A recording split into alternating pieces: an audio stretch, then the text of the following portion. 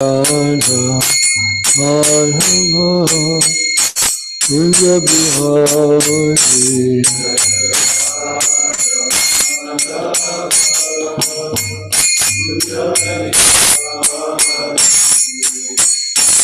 Gopijana Ballabha Giridharadhari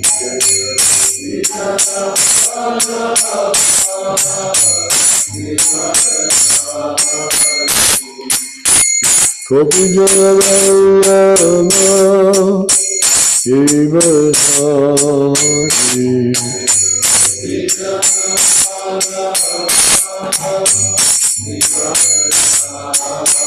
Yashodanandana Harijanandana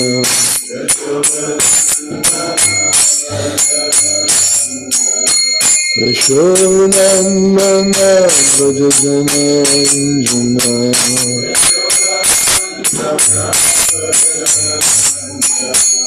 Yamunatira Parachari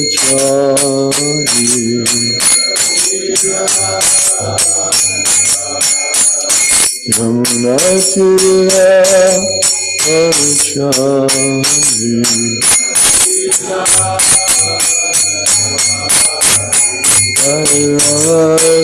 Radha Kunja Bihari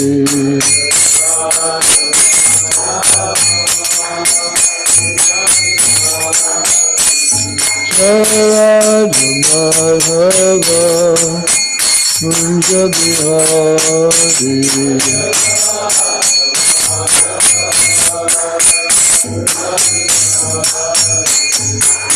Gopijana Ballabha Giridharadhari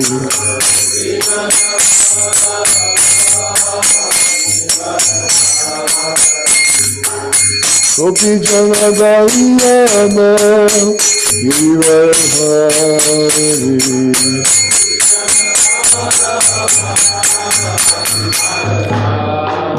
Yashodanandana Brajajanandana Kartals Yashodanandana Brajajanandana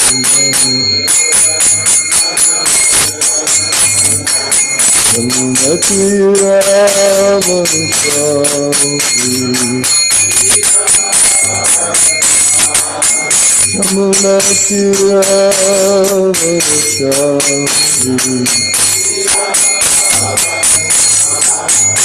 Radha Madhava Kunja Bihari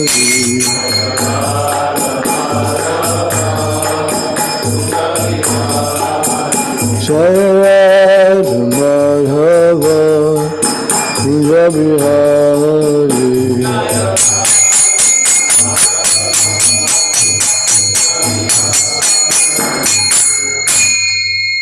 Jaya Vishnupada Paramahansa Paribhajacharya Ashtottara Sattasi Siman A.C. Bhaktivedanta Swami Prabhupada Ki Jai Nantakuti Vaishnavinda Ki Jai Amacharya Srila Haridas Thakur Ki Jai Prem Se Kaho Sri Krishna Chaitanya Prabhu Nityananda Shri Advaita Gadadhar Srivasari Gaur Bhaktivinoda Ki Jai Shri Shri Radha Krishna Gopinath Shyamukunda Radha Kunda Giri Govardhan Ki Jai Vrindavan Dham Ki Jai Apadev Dham Ki Jai Mathura Dham Ki Jai Bhakti Devi Ki Jai Tulsi Devi Ki Jai Gunamayi Ki Jai Ganga Mayi Ki Jai Holy Bhaktivinoda Ki Jai.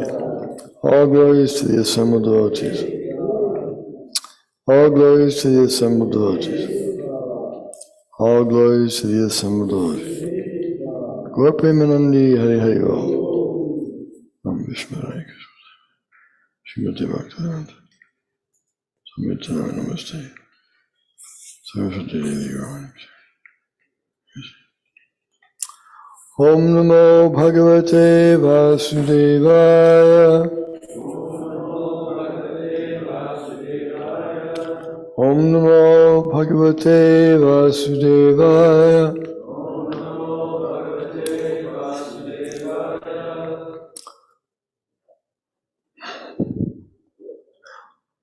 Om Namo Bhagavate Vasudevaya.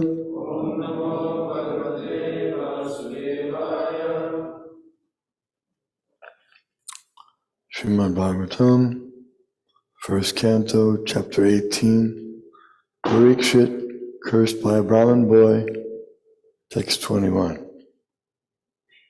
Ata api yat paranaka vasrishtam jagat virincha upahrita arhana ambaha sa isham punati anutamaha mukundat kaha nama loke bhagavat para artha.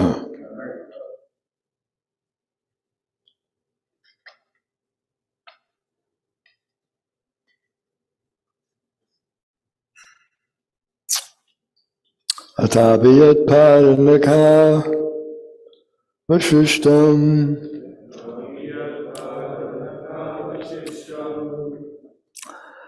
jagadvarincho paharhanambaha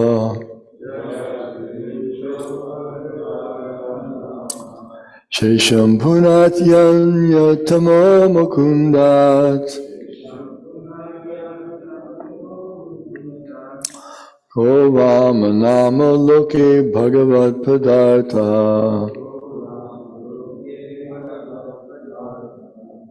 Atapiyat paranaka vashrishtam jagatharincho paharartahamba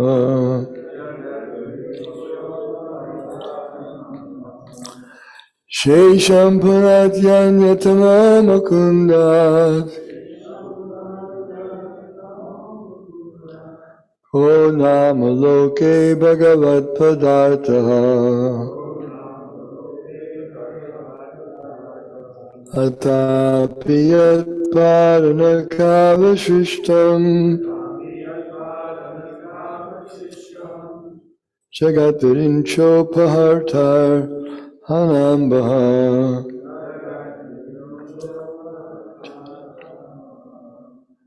shesham punatyanyatama mukundat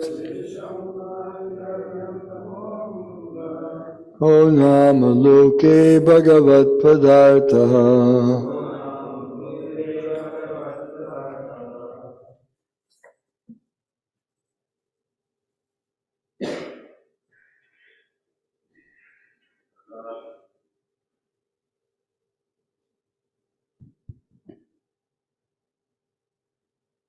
Hare Krishna, Hare Krishna, Krishna Krishna. Atapiyat padanaka visrishtam jagat vrincho paritarhanamba sheshang punatyanyatamo mukundat ko namaloke bhagavat padartha.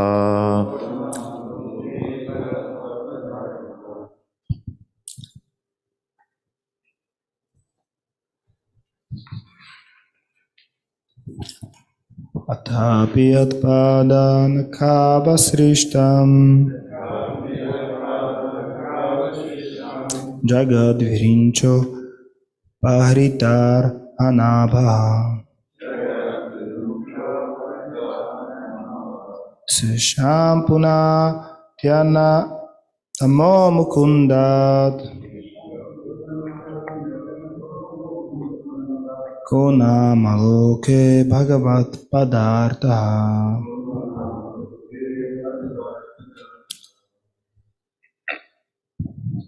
Atapiyat padanaka vasrishtam jagadviricho paritarhanambaha Shesham Punatyanyato Anyatamo Mukundat Konamaloke Bhagavat Padartaha.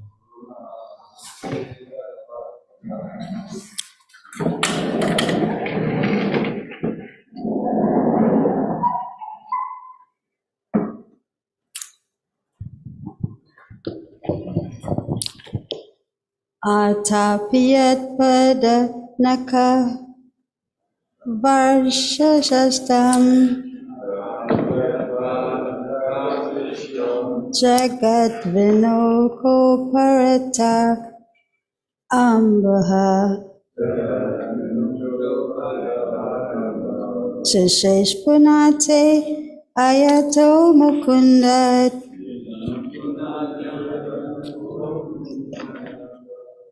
ko namaloke bhagavat padartaha.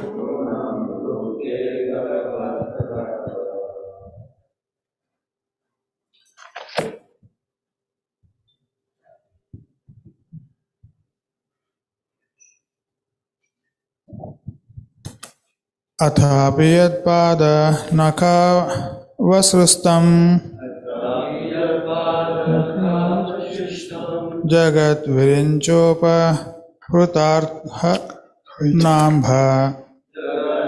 Inchopahitarhanambha शेषं पुनत्य अन्यतमो मुकुन्दात् को नामलोके भगवत्पदार्थ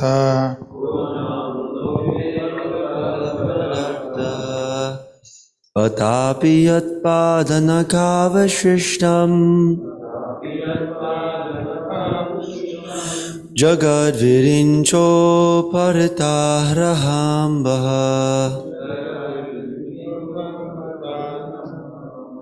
Shesham punatyanyatammo mukundat Ko namaloke bhagavat pradartha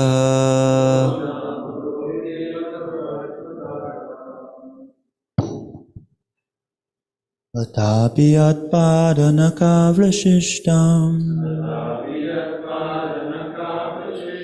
Jagadvinodcha palatahanamba Chesham punatyanatamo mukunda Ko namaloke bhagavat padartaha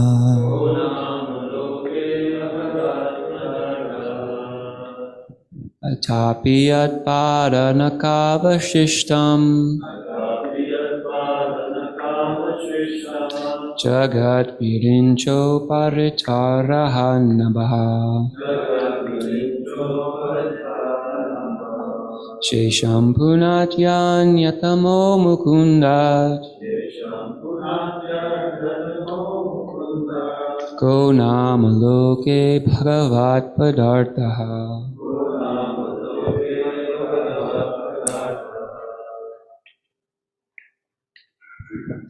Tetapi yatpada nakasipastam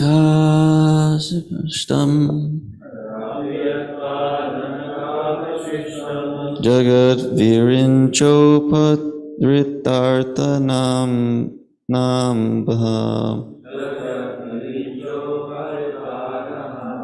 Shesham punatyatmano muhukundat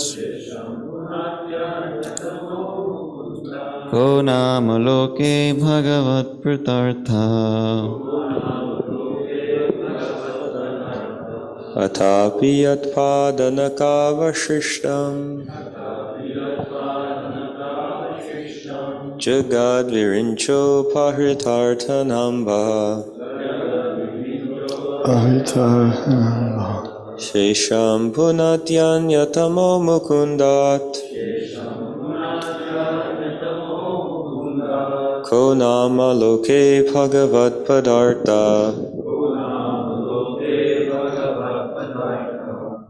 Atapi yatpada Nakavashishtam Jagadvarinko Paritarhanamba Teshang Punatyanantamo Mukundat Konamaloke Bhagavat Padartha Bhaktavatar. Bhaktavatar. Atapiyat pada nakshavantam Jagad virinko paitarhatan baha Shisham punati anyatamo mukandat Ko namo loke bhagavat parvintaha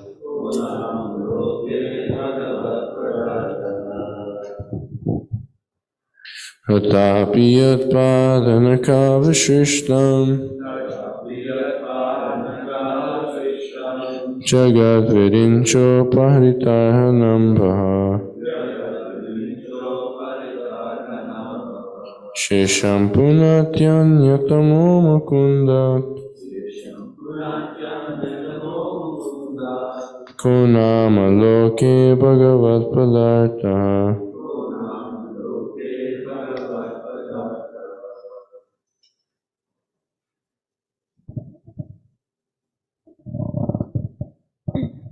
Atapi yatpadanakavishishtam Jagat varincho paritarhanambaha Shesham punatyan yatamo mukundat Konamaloke bhagavat padartaha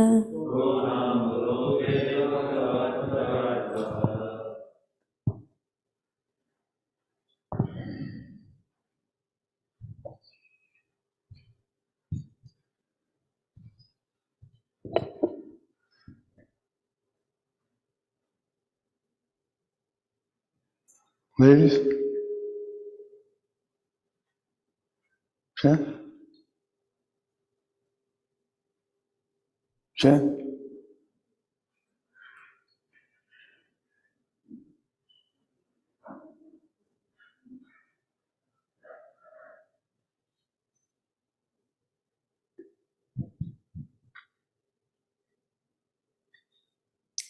All right, next time. Ata, therefore. Api, certainly. Yet, whose?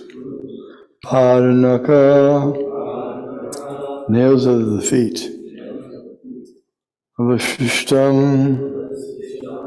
emanating. Jagat, the whole universe. Virincha, Ramaji, Upahrita, collected. Arhana, worship. Ambaha, water. Sa, along with. Isham, Lord Shiva. Punati, purifies. Anyatama, who else? Mukundat, besides the personality of Godhead, Sri Krishna. Kaha, who? Nama, name. Loke, within the world. Bhagavat, Supreme Lord. Pada, position. Artaha, worth. Translation. Who can be worthy of the name of the Supreme Lord but the personality of Godhead Sri Krishna? Brahmaji collected the water emanating from the nails of his feet in order to award it to Lord Shiva as a worshipful welcome. This very water, the Ganges, is purifying the whole universe, including Lord Shiva. Purport.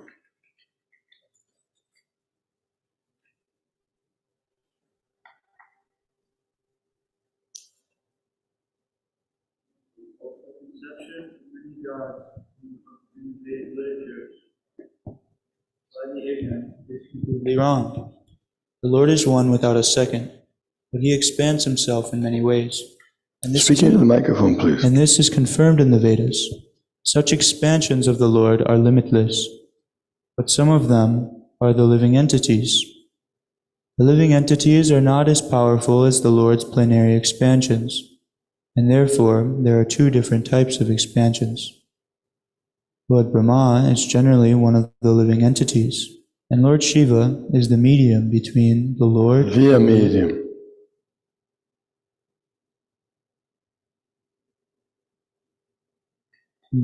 Sorry, that's not what it says here.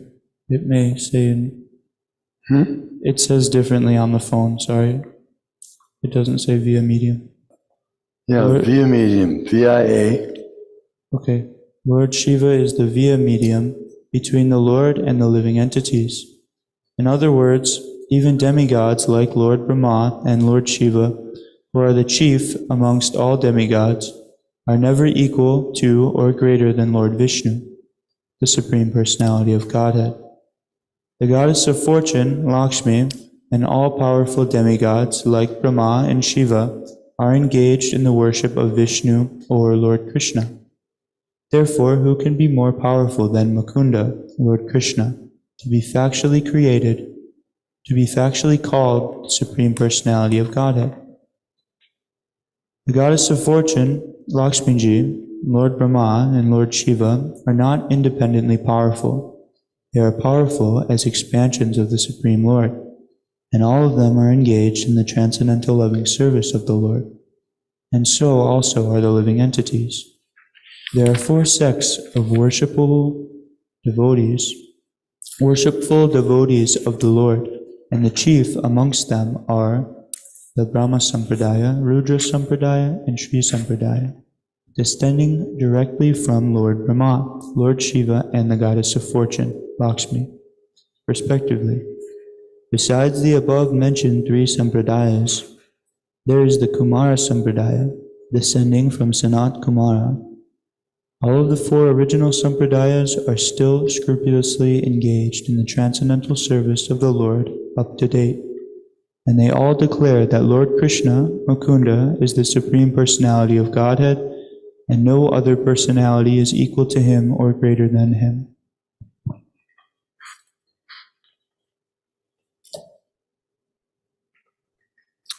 It should be known that who is the Supreme Personality of Godhead? It's important to know that.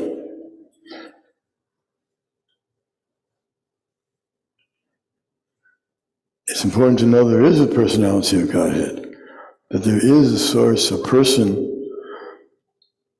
who's the greatest, who's superior to everyone else. Because without that,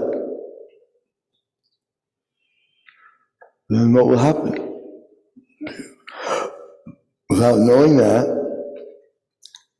our life is basically wasted. Because we're simply engaged in frivolous activities. You may say, well, we're taking care of our family, we're eating. What's wrong with that? That's animals. Animals do that. There's nothing wrong with it, maintaining the body, but that's lower. That's for those who have no intelligence. The important aspect of reaching the human form of life is to understand the absolute truth. It's said that every living entity acquires a mother and a father when they get their particular body. But in human life, one gets the special advantage of, he gets a father and mother, but he also gets Guru and Krishna. He gets, and devotional service, Bhajahari. He gets devotional service. The spiritual master engages him in devotional service, and Krishna is the ultimate worshipable object for everyone. Therefore, it's not an insult to the demigods to say that Krishna is the supreme. No one should take offense or be upset thinking that their particular demigod that they are fond of is equal to or greater than Vishnu. Someone might say, well, it's just dogmatic if you say one is better than the other, they're all the same, everything's okay, yatamata tatapata, you can follow whatever path you feel. Sometimes they say spiritual life is how you feel, it's an individual thing, it's not a group thing. It's individual. Of course, every individual has a relation, but then understand what it means to be an individual.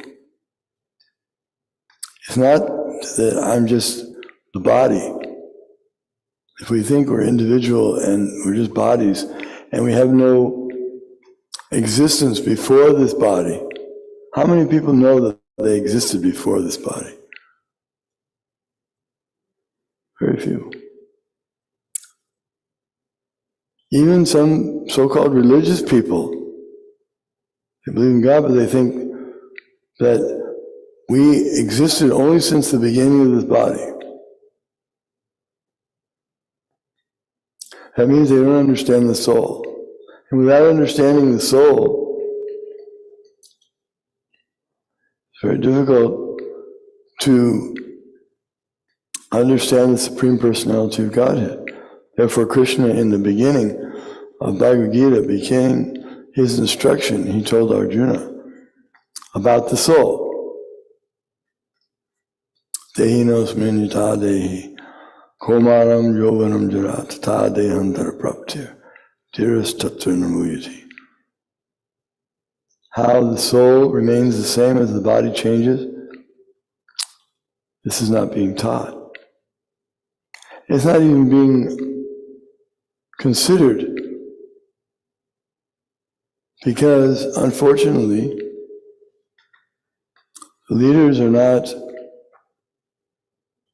qualified to lead in terms of spiritual training and education. So it's an unfortunate situation. To be born in ignorance, that's expected. Everyone's born into ignorance. But then there should be the reformation in the Vedic culture, the 10 kinds of reformation, purification, sanskaras. Beginning with Garbhodhan Sanskara, which takes place even before the soul is put in the womb. The father and mother perform this sacrifice, Garbhodhan Sanskara, giving of the seed of that day. They perform this sacrifice by worshiping Krishna. And the idea is that they shall become purified so that they will be fit to receive an exalted offspring. Soul. The soul will come in seed. Male seed is the place where the living entity is making his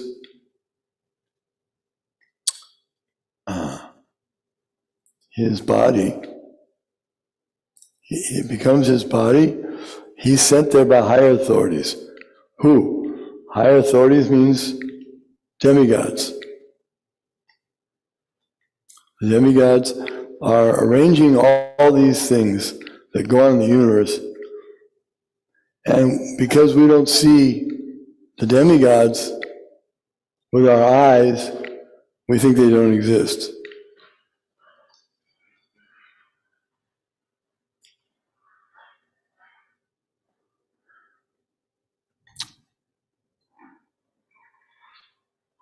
They do exist, but they have subtle bodies, which living entities who are in bodies that have gross bodies like we have, we cannot see them. But they have their own planets, they have their own society, they have clothes, they wear clothes, they eat food, they speak, everything that we have, but better and more subtle. So these demigods, they're put in charge of all these activities, sending one soul to the next body. When the soul leaves the body, immediately the next body is already arranged, because the demigods are out doing their duties. They don't have to wait in long queues or lines. Like we have to go and we have to. They didn't make enough arrangement. They didn't expect so many people, so they weren't ready. So you have to wait in line. But the demigods, they done their duty, and when a soul leaves his present body, he's immediately transferred to the next body. And in order to get one of the souls that is very desirous of spiritual advancement, one performs Garbhadam Samskara. If you don't mind getting a soul that's not interested in spiritual life, that has engaged mostly in sinful activities, then that's all right. You don't have to perform Garbhadam Samskara. But generally parents, and that's the other thing, that means they want the child. They're having sex so they can have a child that will be interested in spiritual life, will fulfill their idea about being parents. Actually, in the real sense, we're not parents of this soul. We're not creating the soul. The soul's already existed. And as Krishna states in Bhagavad Gita, Ajo nityam shashvatoyam purana anyate hanyamane sharire. Soul's eternal, never born, undying, and primeval. Not slain when the body is slain. That soul that I'm thinking is my son or daughter has existed eternally. And so I'm not really mother or father. That's why sometimes people think the Hare Krishna movement is against families, anti-family. It's not against families, it's just telling what it really is. What this family is really made of. It's made of souls that are neither material, neither human or neither man, neither woman.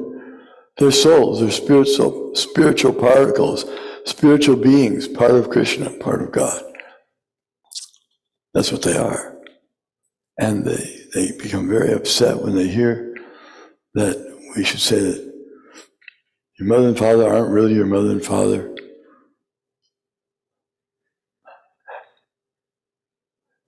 Because everyone likes to remain in illusion. But it's actually true. To give an example, I've given this example before. Pardon me if you've heard it. Some years ago, I was in England, and the top cricket player died, and it was tragic. The country was practically in a state of mourning. And everyone was so upset, and he was young, he was handsome, he was all the good qualities, and he died. So everyone was trying to figure out why. How could this happen? Why? Why him? Why? So finally they asked the coach of the cricket team, what did he think? He said it was his karma. Everyone gets their karma according to past life. And he had done something in previous life. And now he was reaping the results of that karma. So he died young. Coach was fired. He was criticized by every newspaper, it was amazing how people became so upset. They didn't want to hear the truth. One person knew the truth, and he had the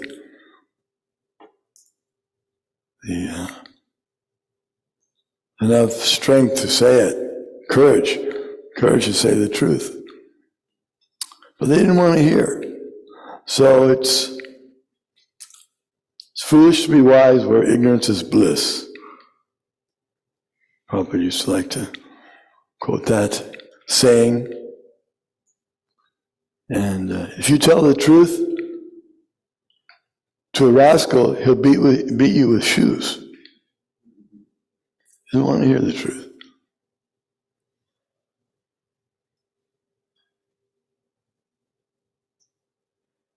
So this is our position. Om Jnana Timirandasya Jnananjana Shalakaya Chakshur Milutanjena Tasmai Shri Gurave Namaha.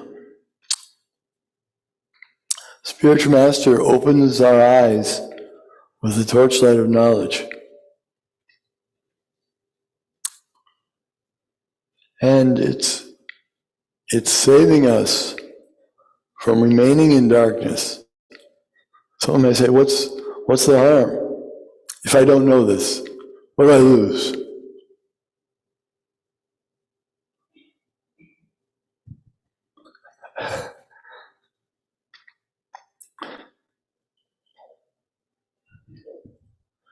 Well, you lose the opportunity of meeting the Supreme Person, associating with Him, living with Him and His associates.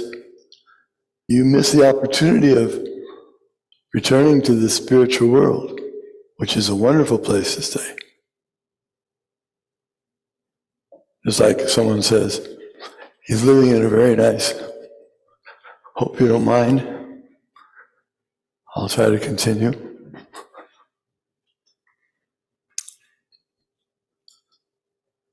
If someone's living in a very beautiful, palatial, and cultured situation where people behave very nicely towards each other, and the food is delicious, and the air is clean, and the rivers are flowing sweetly, birds are singing. Someone lives in a situation like that, eats wonderful food, all kinds of wonderful engagements, people to be with. And then they say, you know, sir, or ma'am, in order to live in this, to go on living in this place, you have to pay the bills. There's a bill you haven't paid. He says, so what? I haven't paid. What's going to happen if I don't pay? I say, well, you'll be out. You won't be here. You won't be allowed to eat the food. So he has to make his choice. He's given they should explain to them, this is what the situation is. Of course, that should have been explained before. So what happens if we don't know that we're spirit souls, if we don't know about Krishna, we don't know about devotional service? Then, another thing that, for starters, you won't be able to remain a human being. You won't even get your next body in the body of the human. Your next body may be one of a cockroach, or a fish, or a tree. Does that bother you? Prabhupada was astounded when he came to America and he told the students that. And the students said, we don't mind becoming animals. Prabhupada was astounded. And when the devotees would say, if you're too much fond of eating meat, you can become a lion, eat flesh, fresh. Or if you're too much fond of sleeping, you can become a bear and hibernate for 6 months. Or if you're too much fond of sex life, you can become a pigeon. You can have sex many times an hour. Students were not upset at all. They were not worried. So that's an unfortunate situation. They're supposed to be learning something about the importance of human life and what the goal of life should be. What are we here for? We're not just here to try to satisfy the senses of this particular body. We've done that. We've been there in 8,400,000 species. We've done it. We're not supposed to limit ourselves to that. That's not the purpose of human life. It's to eat, sleep, mate, and defend, and then die in ignorance, and then take the next body. It's a fearful situation if someone doesn't know what's happening at the time of death. If they don't know where they're going, they don't know what death is. There's actually no death. For something, Krishna says, for something that's already existing, there's never any cessation. If the living entity is existing, then there was never a time he didn't exist. And he'll never cease to exist. There's no death. Soul can't be killed. Spiritual soul is eternal.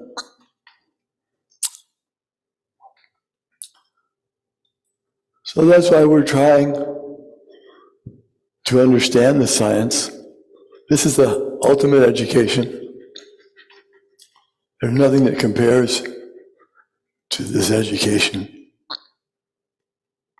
At least I'm not aware of anything. Does anyone know any type of education that's superior to this? Spiritual education. It explains everything. Explains the soul, explains matter, explains the past, explains the present, the future, explains the material world, the spiritual world, God, the demigods, 33 crores, 330 million demigods, and the demigods have their consorts, the Apsaras and the Gandharvas. This is all going on. And we're ignorant.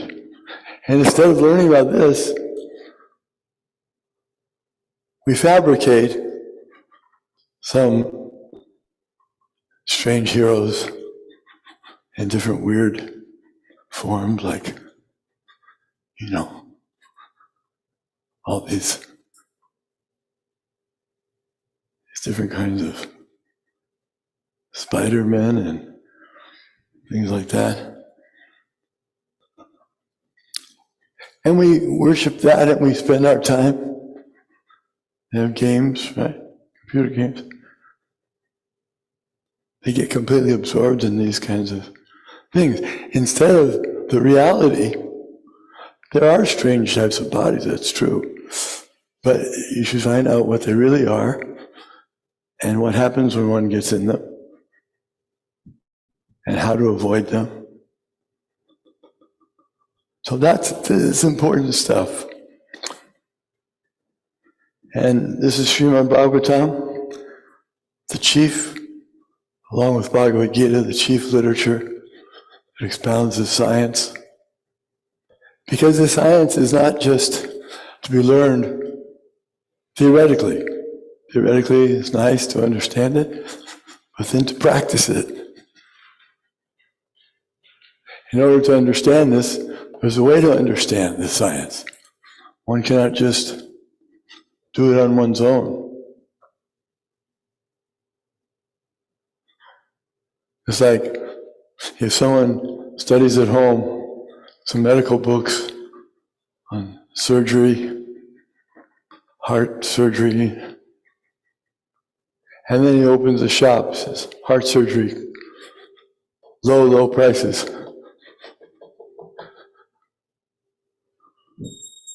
Special this month,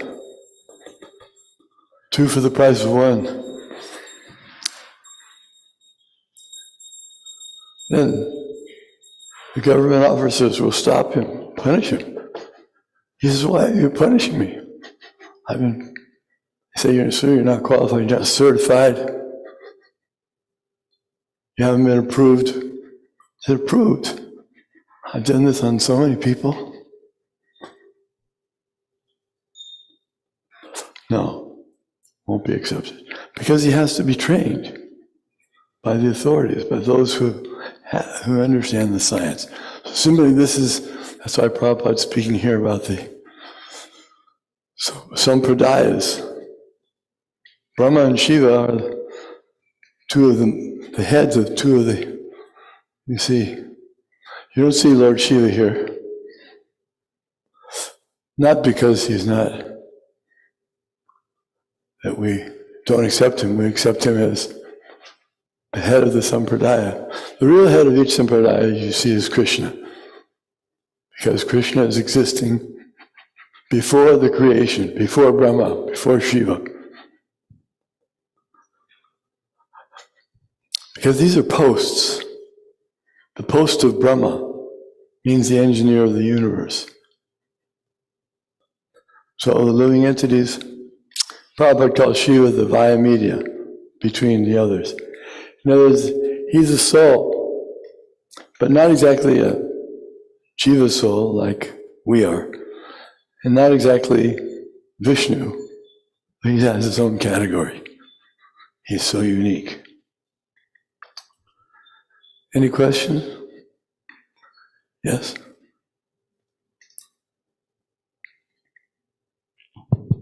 Hare Krishna. You said that, you mentioned in the Bhagavad Gita that Krishna says, for someone who is existing, they've always existed. But then you say that Krishna was the first person. How does that work? The original person. Actually, Nityo Nityanam, Chaitanas Chaitananam, Eko Bahunam Yovadathatikama. The living entities are also permanent and eternal like the Lord Nitya. They always exist. But he's supreme. He's the source. And we're going to say, how can you be the source if you're all existed eternally? Well, these are transcendental discussions. So to understand, you have to accept the principle that there's an origin. Even though we've always existed, there's an origin. So you may say that sounds like a contradiction. It's not a contradiction, but it's transcendental science. Inconceivability is not excluded.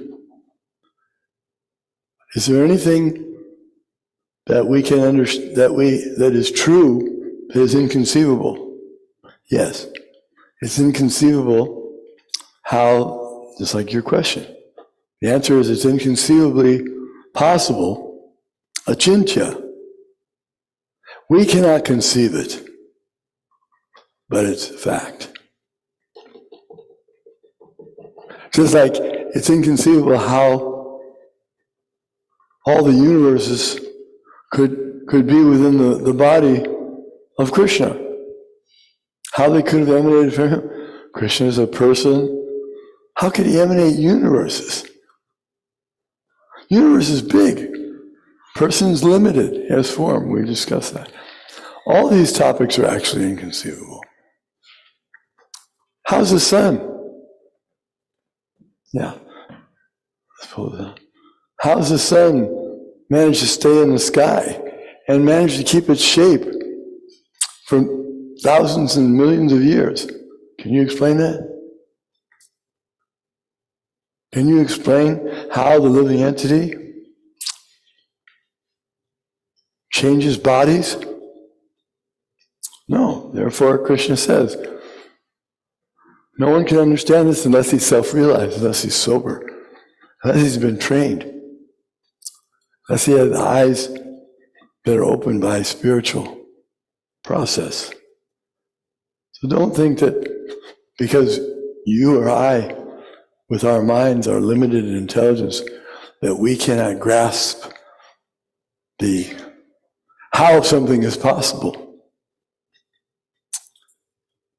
It's inconceivable until we become qualified by Krishna, and he reveals it. It's revealed knowledge. It's not just knowledge that we can get on our own. It's like we don't know who our Father is. So how do we find out who the Father is? We can take the DNA samples and try blood samples. But that's not a perfect system. It doesn't give us sure accuracy.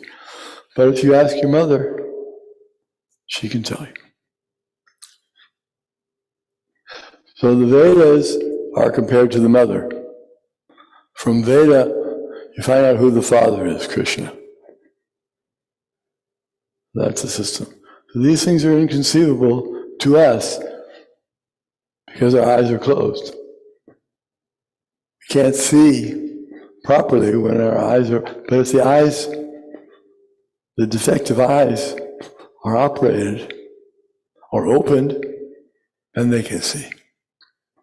So you're now on the path so that all these inconceivable things, it makes sense to you. You might just say, well, it's just being gullible, that's being foolish to accept something that's inconceivable as being true. You say, I can't understand it, but still it's true. How can I accept that? But everything is inconceivable to us. It's just that we're not thinking about it. We have come up with a faulty way of viewing things. We think, if someone asks how the sun stays in the sky, how it rotates every day perfectly on it. If there's no one there, if there's no plan, if everything is just random, what are the chances of a ball of, we don't know what, that's burning and giving off all these rays and doing all, how could it just keep spinning at such an orderly rate for thousands and millions of years and it never gets destroyed, stays around? How is this possible? We accept it, although no one understands it. No one has a clue. But we utilize the sun. But if you really want to know what's going on in the sun, then you have to find out from the person who's managing it. Vivishwan. You say person living in the sun, but the sun is so hot, doesn't his body get burned up? No, because he has a body that's subtle, is made of fire, he can live in that situation. It's like a living entity has the body of a fish. He can live in the water. You say, how can you breathe in the water? Do you know how you breathe in the water? It may be inconceivable to us, but to those who know the science, he's got gills, or he does this. He has some system in his body that takes the whatever out of this, whatever happens, takes it out of the water. The ingredients are there, and he lives quite happily on it. In fact, if you take him out of the water, he'll die. So inconceivability is based on our inability to understand things of higher science. They're not inconceivable to God. They're not inconceivable to the demigods. But they're inconceivable to us because we're not on that level. Our intelligence is not so advanced. You can think about that. Any other questions? Yes? Over there, behind you.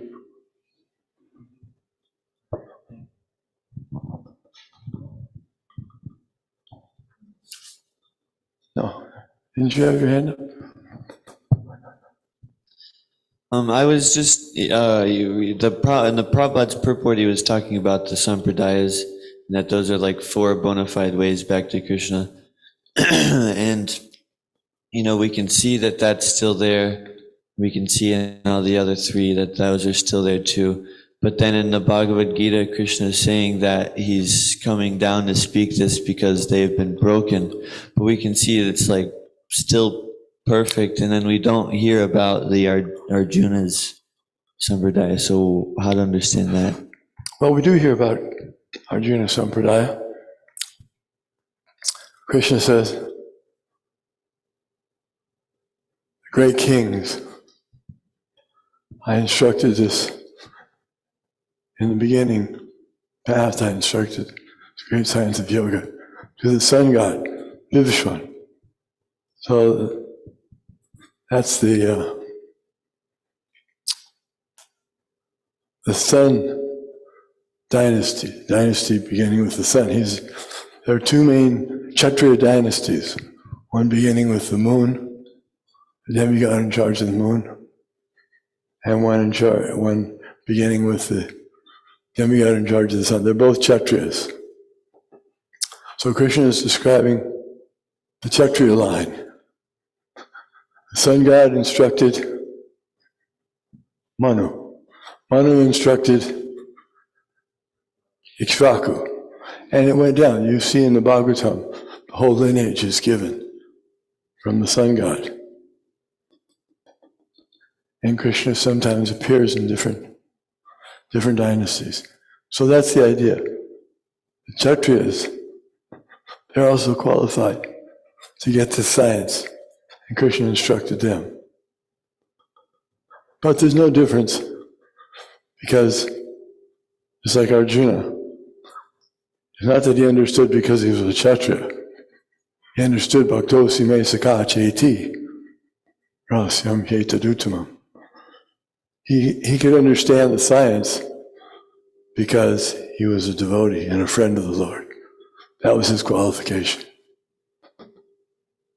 But you see, our line is Brahmins. No warriors there. Any other question? Yes, here.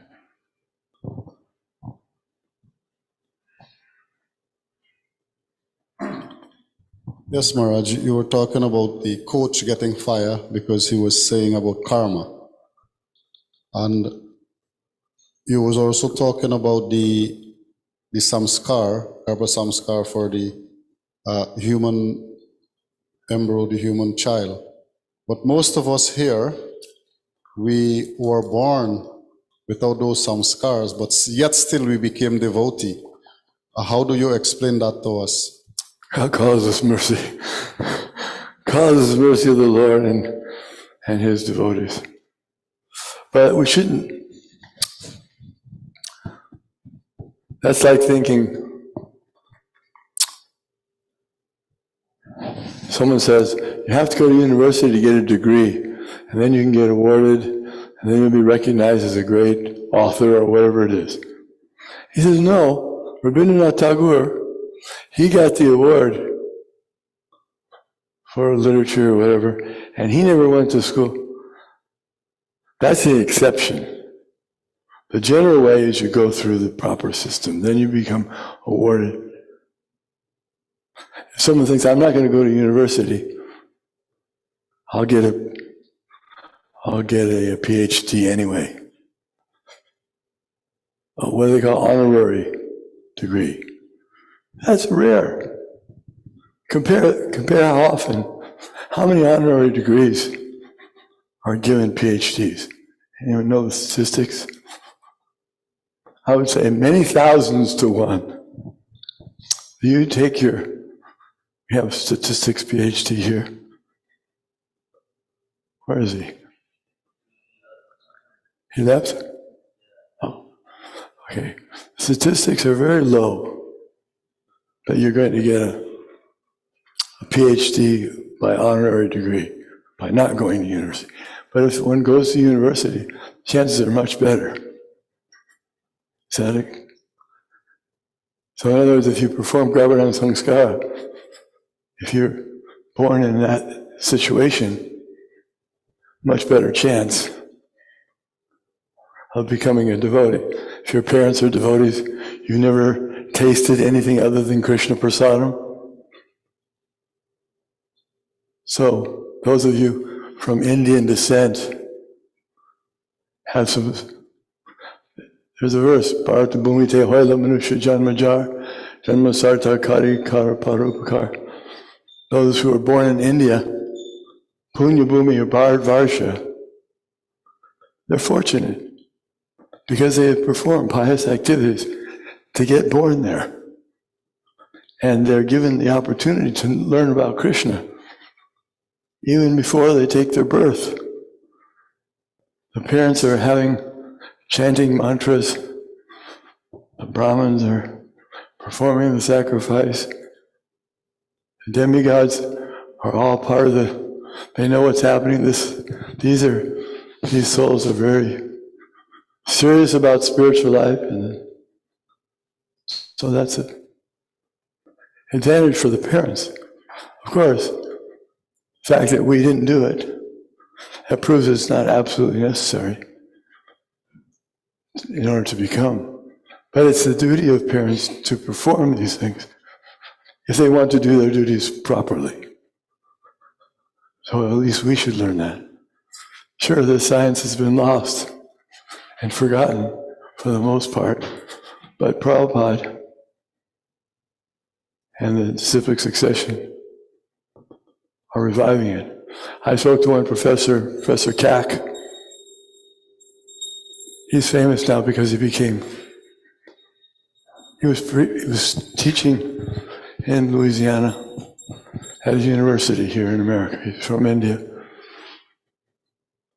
Now he's been appointed a minister in India. Anyway, I was speaking to him before I went to India for the cosmology project that I was working on. I asked him if he would be able to give some suggestions on how I might go about such a thing, understanding Vedic science, cosmology. When he was in Louisiana, I spoke with him on the phone. And he said, I don't really know so much about Vedic cosmology, but I do know this, that ISKCON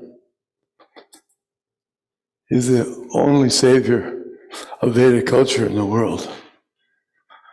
Without ISKCON, our culture is being lost. And I personally experienced that. When I was in India, we were looking for old scriptures, writings, and they said it was there, it was in the library some years ago, and now it's gone. And these things are irrecoverable, irreplaceable. So Vedic culture is going away It's being worn away, eroded day by day. But ISKCON, Srila Prabhupada, Bhaktisiddhanta, this disciplic succession, and the other disciplic successions, because we're cooperating with the Madhva Sampradaya, with the Sri Sampradaya. We're cooperating with all these different sampradayas to present the Vedic cosmology properly in the Temple of Vedic Planetarium. So this is the hope. And we should stay in the sampradaya and do our bit to help ISKCON continue to preserve and reestablish the Vedic culture, which is divine. Any other points? Yes. Oh, here. Up here to Murari.